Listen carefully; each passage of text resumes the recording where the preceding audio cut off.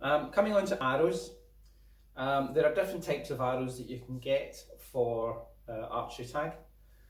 The one we use is a barrel-headed arrow, but firstly I'm going to talk about this other one. So this is a domed head arrow. With the domed head, they are spongier. They purportedly fly straighter, but I've got customers who've actually now moved from this type to the type that we're using.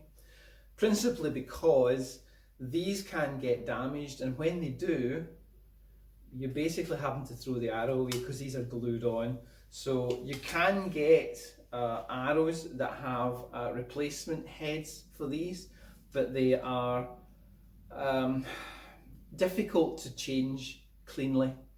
There is another model of this which is a lot more expensive, which has this whole section screws on, but the problem I found with it is that it equally in use can unscrew itself, and if that happens and it happens to just fall off when somebody's just about to shoot or has just shot, then what you've potentially got is a shaft with no soft point on it flying in somebody's direction. So I'm not terribly keen on those ones. Coming on to the arrow that we supply, the reason we like these ones is that they're nice and light. We can supply you with replacement nocks, replacement fletchings and replacement heads should you need them.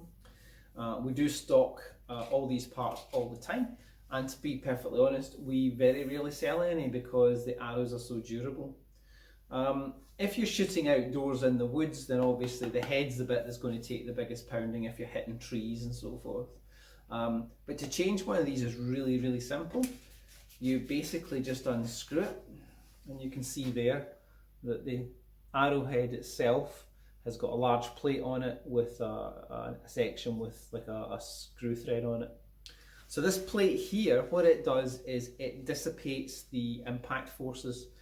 So because the head is flat, you've got all the forces spread across a large area.